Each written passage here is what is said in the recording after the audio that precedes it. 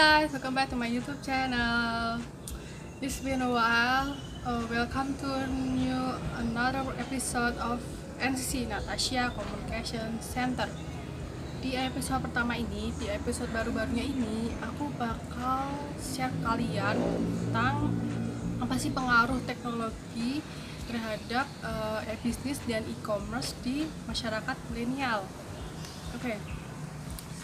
E-commerce dan e-bisnis itu kan kita bisa lihat kan memiliki awalnya yang sama, yaitu huruf E atau elektronik.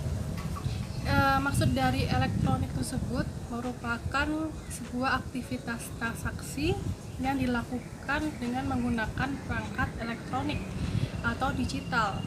E-commerce dan e-bisnis juga memiliki tujuan yang sama, yaitu untuk mengembangkan dan memajukan suatu perusahaan. Jika dilihat dari bentuk hubungan bisnis e-bisnis dalam kegiatan e-bisnis, terdapat 5 kemungkinan bentuk hubungan bisnis berdasarkan transaksinya. Yang pertama, terdapat bisnis to bisnis, yaitu perdagangan antar pelaku usaha bisnis. Yang kedua, terdapat bisnis to customer, yaitu perdagangan antar pelaku usaha bisnis dengan konsumen. Yang ketiga, terdapat consumer to consumer, yaitu perdagangan antar konsumen yang satu dengan konsumen yang lain. Yang keempat, terdapat consumer to business, yaitu perdagangan antar konsumen dengan pelaku bisnis atau perusahaan. Dan yang kelima, terdapat intra-business e-business, yaitu perdagangan dalam lingkup internet perusahaan yang melibatkan barang, jasa, dan informasi. Walaupun memiliki beberapa kesamaan, tetapi e-commerce dan e-business tentu memiliki beberapa perbedaan juga, yaitu e-commerce itu meliputi transaksi bisnis yang meliputi transfer maupun serah terima kepemilikan hak atas suatu barang dan jasa, sedangkan e-business itu tidak melibatkan transaksi uang. Jika dilihat dari teknisnya, e-commerce ini merupakan bagian kecil dari e-bisnis. Seperti yang telah aku katakan tadi, bahwa e-commerce termasuk ke dalam jenis kegiatan di dalam e-bisnis dengan hubungannya customer to customer, di mana terjadi perdagangan antar konsumen yang satu dengan konsumen yang lain. Nah, maka dari itu e-bisnis ini bisa disebut dengan perluasan e-commerce karena di dalamnya nggak hanya melakukan pembelian dan pembayaran barang, tetapi juga terdapat pelayanan konsumen. Khususnya e-bisnis ini lebih ke arah edukasi dan juga menjaga agar para pelanggan paham lebih baik tentang sebuah produk atau jasa yang ditawarkan dari transaksi online.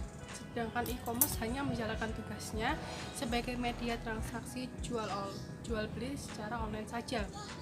Nah, jika dilihat dari keadaan seperti sekarang ini, apalagi di masa pandemik, saat ini masyarakat banyak yang melakukan e-commerce dan e-bisnis secara bersamaan, karena e-commerce ini merupakan bagian yang tidak terpisah dari proses kegiatan e-bisnis. Dengan meningkatnya kegiatan e-bisnis dan e-commerce dalam beberapa tahun ke depan, dapat diprediksi bahwa aspek ekonomi Indonesia akan terdampak oleh keberadaan e-commerce, mulai dari kebiasaan berbelanja konsumen hingga lapangan pekerjaan.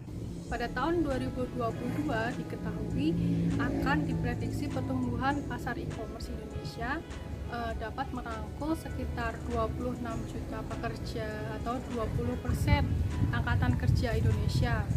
Lapangan kerja baru ini meliputi yang muncul untuk mendukung kegiatan e-commerce seperti posisi pemrograman atau logistik di perusahaan e-tailing, dan pekerjaan yang sudah diperbarui oleh perkembangan e-commerce seperti pengelolaan UMKM dari bisnis offline ke bisnis online. Nah, jadi untuk kalian yang bingung mau kerja sampingan apa, coba deh kita lebih mengenal e-bisnis dan e-commerce, karena di dalamnya terdapat cakupan yang lebih luas dalam membantu mengembangkan bisnis atau usaha bisnis yang akan atau sedang kita kerjakan. Oke, itu aja yang bisa aku share ke kalian tentang pengaruh teknologi terhadap e-bisnis dan e-commerce di masyarakat milenial. Jangan lupa like, comment, share, dan subscribe channel aku supaya kalian gak ketinggalan episode-episode selanjutnya di NCC, Natasha Communication Center. Thank you Novem. I hope you guys have a great new year. See you next time on NCC. Bye.